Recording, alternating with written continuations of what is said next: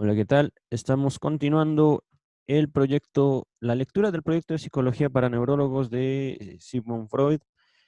Está ubicado en el tomo número 1 de la Standard Edition o Obras completas de Sigmund Freud, volumen 1.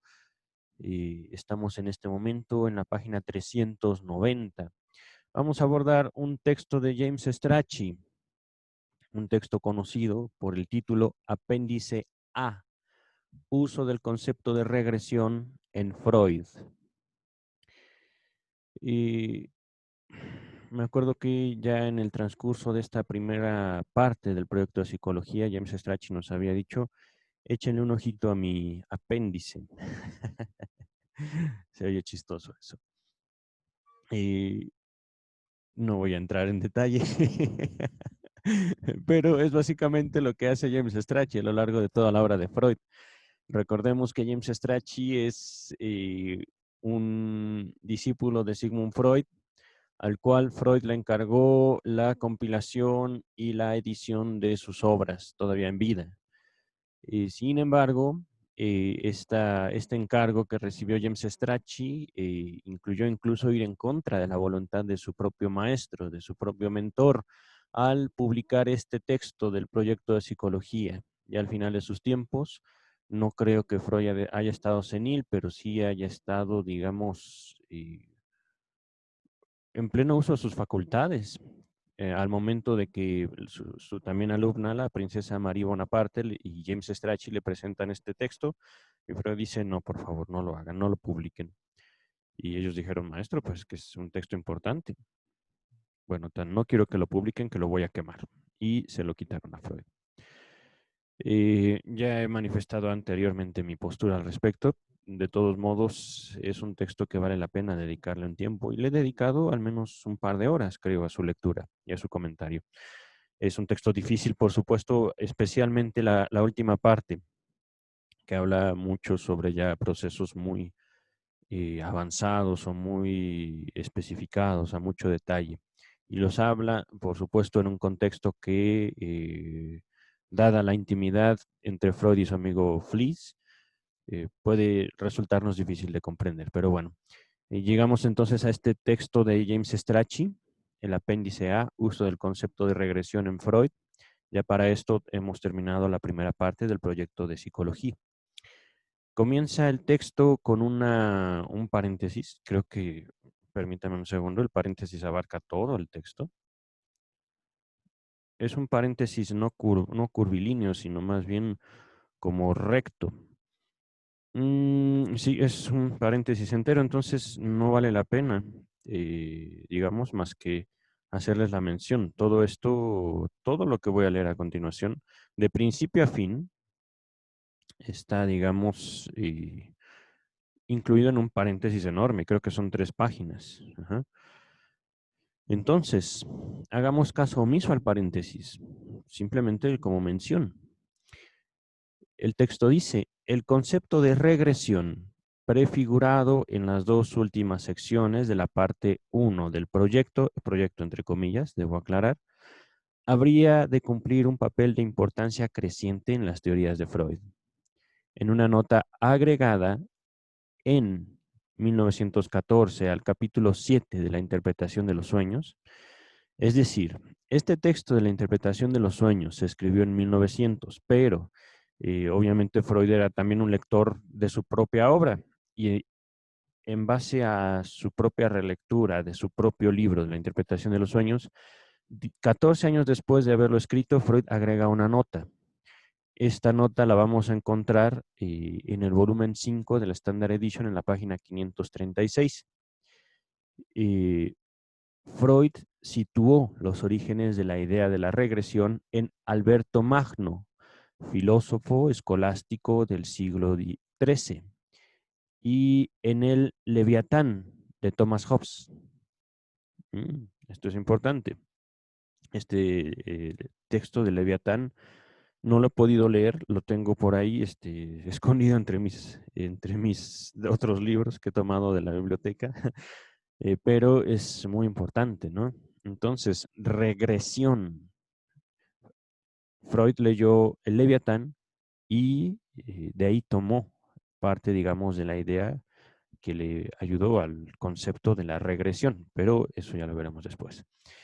Continúa el texto, pero parece haberla tomado en forma más directa de la contribución teórica de Breuer a estudios sobre la histeria. Estos estudios ya los vamos a leer. Estos fueron escritos en 1895. Obra publicada, es decir, los estudios, hablando de los estudios sobre la histeria, obra publicada apenas unos meses antes de que escribiera el proyecto de psicología. Allí, en estudios sobre la histeria, específicamente, esto lo encontraremos en la Standard Edition volumen 2, página 201, Breuer describía la excitación retrocedente, esto de retrocedente está entre comillas, de una percepción o una alucinación a partir de una representación o imagen mnémica, casi de la misma manera en que Freud lo hace aquí. Y ambos autores emplean idéntico término alemán. Voy a primero deletrearlo y luego se los trataré de leer. Rucklaufig. Rückläufig. Debo señalar que en la primera U y en la A hay dos puntitos arriba. No sé realmente cómo se pronuncian. Entonces, ambos autores emplean el idéntico término alemán, Rückläufig, para, entre comillas, retrocedente. Aquí tenemos que tener una característica muy particular del psicoanálisis en cuenta, que el psicoanálisis es una obra que nace en alemán, en el idioma alemán.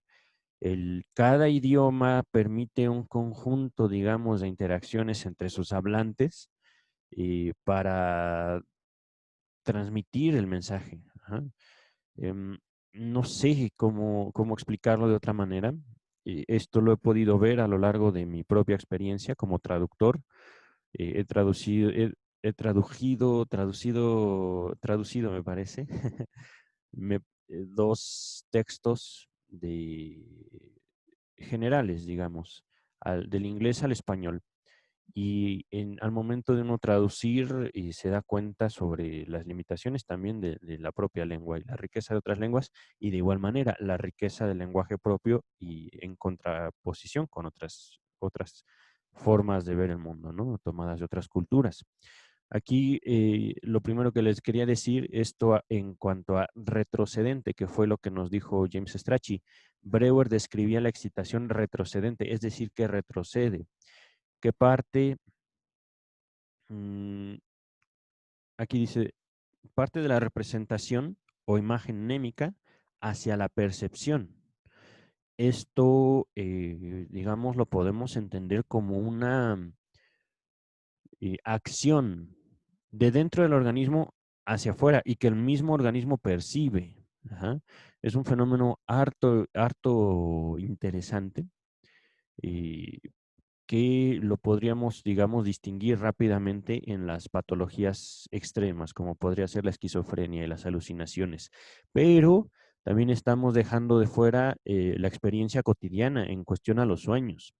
Los sueños también, si bien nosotros podríamos decir solo son sueños, lo cierto es que vemos imágenes mientras dormimos, lo cual es algo asombroso. Tenemos experiencias mientras no estamos literalmente haciendo nada. Ajá. Esto, digámoslo así, me permite también exponer este carácter retrocedente, es decir, que retrocede. eh, Paradójicamente va de adentro hacia afuera, ¿no? Es como una exteriorización de algo que tenemos interno. Lo retrocedente se refiere, digamos, a la naturaleza típica de que nosotros absorbemos energía que viene del mundo, la interpretamos, ¿no? Y formamos, aquí dice, representaciones. Ya para este momento se habrán dado cuenta de que, a pesar de ser un texto pre-psicoanalítico, eh, y a pesar de que James Strachey está tratando de hacer también como un recuento de este concepto de la regresión, se ha vuelto de repente un contenido de difícil aproximación o, digámoslo así, como cada vez más especializado, ¿no? Pero lo que yo quisiera en mi empeño lector, en mi empeño de presentador de esta obra, la obra de James Strachey que presenta la obra de Sigmund Freud, paradójicamente o complicadamente, es facilitarles a ustedes la aproximación. Una de las palabras o frases que yo traté de ampliar durante todo mi libro, mi primer libro, que ya estoy escribiendo otros, es la necesidad de, digamos, limpiar el psicoanálisis de frases, de el uso de conceptos, de una especialización para acercarlo al público en general. Y eso es algo que requiere muchísimo trabajo. La simplificación, curiosamente, es algo que requiere muchísimo trabajo. Pero bueno, voy a continuar con el texto. Dice James Strachey, por lo que sabemos, la palabra alemana regresión, aquí está escrito con doble S, aparece por primera vez en un contexto semejante en el manuscrito L. Este manuscrito creo que ya lo compartí. Aquí dice que hay que revisar la página 291. Realmente no me acuerdo. Hay muchos manuscritos, pero no recuerdo exactamente el L. Y ahorita no tengo a la mano mi lista de lecturas. Entonces, este manuscrito L, continúa el texto, que Freud envió a Fliess un año y medio después de este texto del proyecto de psicología.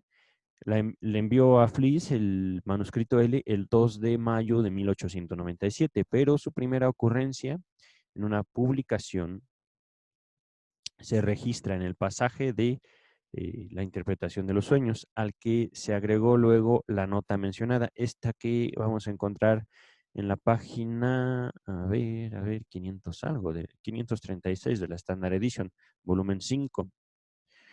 A medida que transcurría el tiempo, dice James Strachey, el término fue usado para designar distintos modos de regresión, clasificados en un lugar por Freud como tópica, temporal y formal. Esto de tópica, temporal y formal, cada una de estas palabras está entre comillas.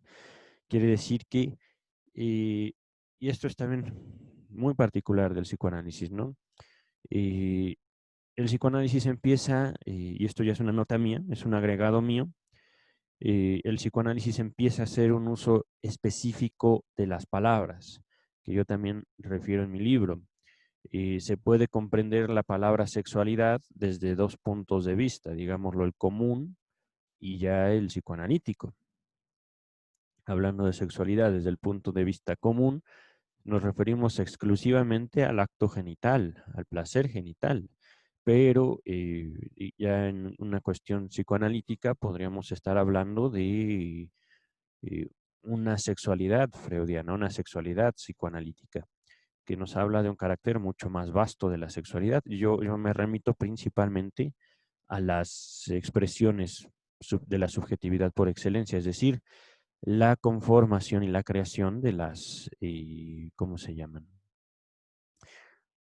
Categorías fundamentales de la sexualidad, que serían el placer y el dolor, y cómo nos relacionamos con el mundo a través de esas dos categorías.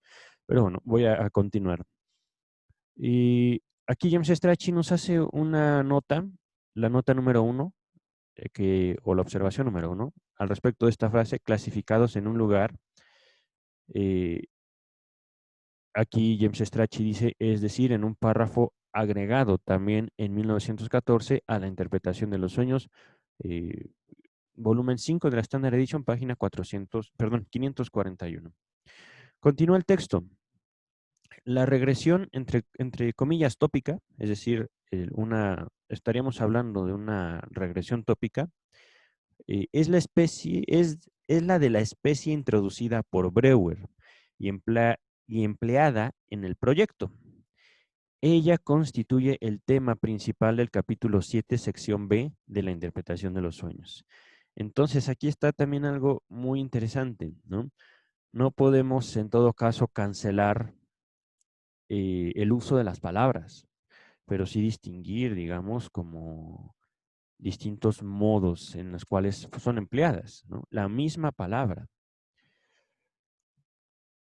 Debe su nombre, continúa el texto, esta regresión tópica, debe su nombre al esquema del aparato psíquico trazado en ese capítulo. Ya lo llegaremos a ver. Esto aquí viene un paréntesis, lo podrán observar en la página 531 del volumen 5 en la Standard Edition. Pero quien hayamos leído el texto, la interpretación de los sueños, lo recordaremos o lo conocemos como este diagrama que semeja mucho a un peine. Es como sí, un peine. Tiene, pongámoslo así, una raya vertical, perdón, una raya horizontal, es decir, acostada, seguida de muchas rayitas verticales. Y ahí Freud va esquematizando. La percepción ocurre así, la alucinación ocurre así, y los sueños justamente parecería una especie de alucinación. Eh, Continúa el texto en este diagrama trazado en el capítulo 7, en el que se figuran los procesos psíquicos en un movimiento de avance desde el extremo perceptual hasta el extremo motor del aparato. En la regresión tópica se concibe a la excitación retrocediendo hasta el extremo perceptual. Así pues, el término, en este caso esencialmente descriptivo, a ver, otra vez. Así pues, el término es, en este caso, esencialmente descriptivo de un fenómeno psíquico. La regresión, entre comillas, temporal, es decir, la regresión temporal tiene más estrecha vinculación con el material clínico. Esto es importante. La idea de la regresión temporal emerge, aunque sin mención expresa del término regresión, en el historial clínico de Dora. Ya lo veremos, esto está publicado en 1905 y me parece que yo recuerdo que lo encontramos en el volumen 2, pero ya lo veremos. Este fue escrito en 1901, pero publicado 4 años más tarde, claro, claro. Allí, en el historial clínico de Dora, en relación con un examen de las perversiones, se nos sugiere que si una influencia accidental de la vida posterior perturba el despliegue de la sexualidad normal, la consecuencia puede ser el retorno a la sexualidad, entre comillas, indiferenciada del niño. Ah, mira, aquí nos dice, el historial clínico de Dora lo encontraremos en el volumen 7 de la Standard Edition o de las obras completas de Sigmund Freud de la edición Amor Ortu, específicamente en la página 45. Aquí James Strachey nos hace una segunda observación que dice, esta es por supuesto una temprana vislumbre de lo que pronto sería discernido como la disposición perversa polimorfa. Esta indiferencia, un segundito, aquí lo habían dicho en otras palabras, sexualidad indiferenciada del niño. Ajá. Esto sería nombrado así como disposición perversa polimorfa en los 3 ensayos de teoría sexual. Y aquí quisiera yo mismo introducir una breve nota. En cuanto a perversa, no quiere decir mala, quiere decir, ¿cómo decirlo? Distinta, diferente. Mm, disposición perversa. Es que justamente hablando del uso de la palabra, del lenguaje, en cuanto leemos nosotros perverso, nos sugiere un cierto grado de maldad inherente, ¿no? Y es algo que también nos desafía constantemente en la lectura, el cuestionar nuestras propias concepciones de la palabra, ujú, o de las palabras.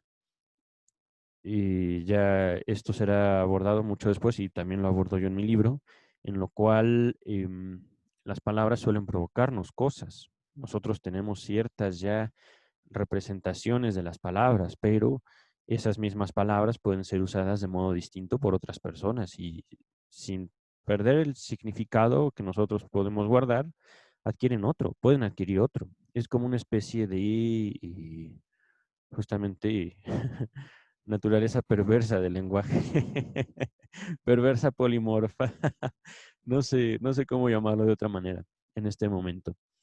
Eh,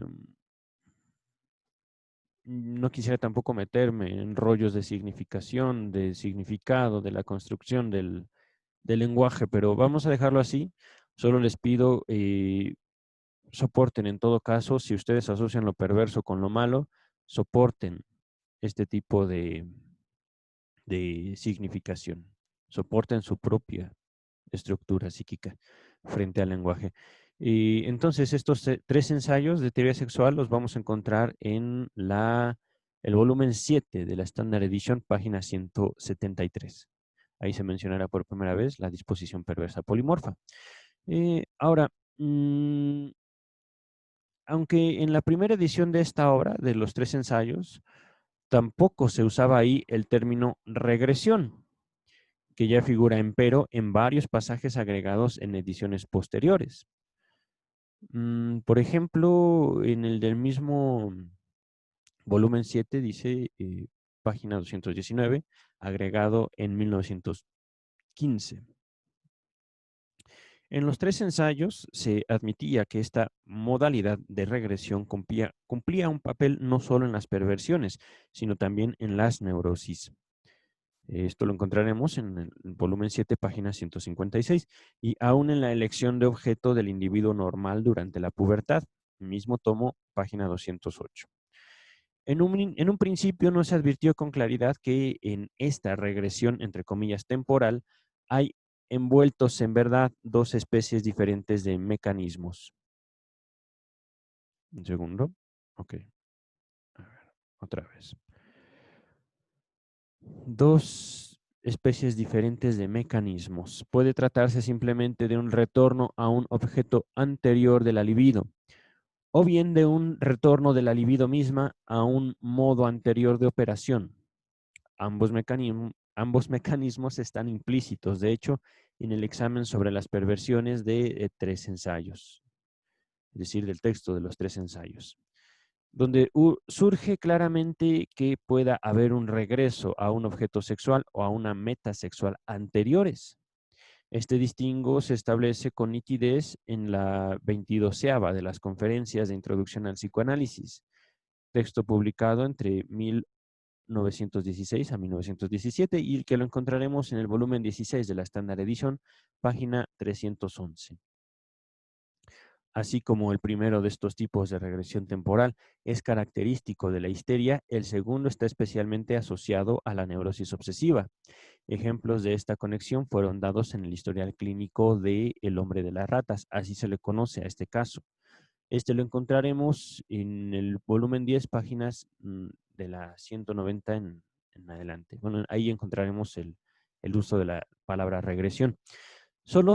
Pero solo se apreció cabalmente su importancia al establecerse la hipótesis de los puntos de fijación, esto es importante, y de las fases pregenitales en el desarrollo de la libido. Aquí, en cuanto a puntos de fijación, James Strachey nos hace la cuarta observación. Sobre el término fijación, hay que revisar un caso de curación por hipnosis. Este texto sí ya lo leímos. Lo encontraremos aquí, no estoy seguro, pero en qué orden está, pero ya está. Esto lo encontraremos en el volumen 1, página 100. Ay, no. No me dice la página. Bueno, voy a continuar. Aquí está. Pudo entonces aprenderse el efecto de la frustración como ocasionadora de una regresión de la libido a algún punto de fijación previo. Esto se aclaró particularmente en 2 trabajos. El primero, sobre los tipos de contracción de neurosis, Standard Edition volumen 12, página 240, y el segundo texto, la predisposición a la neurosis obsesiva. Standard Edition volumen 12, páginas 343 y 344. No obstante, ya existía la sospecha de que un proceso análogo debe operar, asimismo, en trastornos más graves como la esquizofrenia o la paranoia. Pruebas de esta premisa fueron proporcionadas en el estudio de la autobiografía de Schreber, Standard Edition, volumen 12, páginas 57 y 58. Si aceptamos la definición que más adelante dio Freud de, entre comillas, la defensa, en Inhibición, Síntoma y Angustia, otro texto de Freud, que encontraremos en el volumen 20, páginas de defensa, páginas 152 y 53, la defensa como la designación general de todas las técnicas de que el yo se vale en sus conflictos que eventualmente llevan a la neurosis. Tal vez deberíamos concebir la totalidad de estos ejemplos de regresión, entre comillas, temporal, como mecanismos de defensa. Sin embargo, apenas puede sostenerse esto, salvo en un sentido muy directo. Respecto de otra manifestación clínica de la regresión, la transferencia, examinada por Freud en su texto sobre la dinámica de la transferencia, Standard Edition volumen 12, página 100. Esta forma particular de regresión temporal fue objeto de otras interesantes puntualizaciones en otro texto, Contribución a la historia del movimiento psicoanalítico, Standard Edition, volumen 14, páginas 10 y 11. La tercera especie de regresión, la entre comillas formal, es decir, vamos ahora a hablar de una regresión formal que se produce cuando, viene comillas, modos de expresión y de figuración primitivos sustituyen a los habituales. Esta es una cita de la interpretación de los sueños, volumen 5, página 541. Fue analizada por Freud principalmente en las conferencias de introducción, número 10, 11 y 13, en relación con los sueños, el simbolismo y el lenguaje. Las clasificaciones que hizo el propio Freud de estas diversas especies de regresión no fueron uniformes. La primera de ellas aparece en 5 conferencias sobre psicoanálisis, volumen 11, página 45, donde habla de regresión temporal y formal. En el pasaje incluido en 1914 a la interpretación de los sueños, página 541, volumen 5, añadió la regresión tópica. En el texto Complemento Metapsicológico a la Doctrina de los Sueños, escrito en 1915, publicado en 1917, distinguió 2 clases de regresiones temporales, las que se producen en el desarrollo del yo y en el de la libido. Volumen 14, página 221. Y pocas páginas más adelante diferenció la regresión tópica de la temporal o regresión en la historia del desarrollo. Mismo tomo, página 226. Por último, en la 13ª de las conferencias de introducción al psicoanálisis, distinguió la regresión formal de la material. Volumen 15, página 193. Al considerar estas leves variantes terminológicas, es bueno que recordemos el comentario final de Freud en el párrafo que agregó en 1914 a la interpretación de los sueños antes citado. Viene una cita de Freud. En el fondo, los 3 tipos de regresión son uno solo y en la mayoría de los casos coinciden, pues lo más antiguo en el tiempo es a la vez lo primitivo en sentido formal y lo más próximo al extremo perceptivo dentro de la tópica psíquica. Interpretación de los sueños, Standard Edition, volumen 5, páginas 541 y 542. Aquí finaliza el texto de James Strachey. En este momento estamos en la página 393. Estamos a punto de comenzar la segunda parte del proyecto de psicología para neurólogos. Gracias por su tiempo, su paciencia y su interés, por supuesto.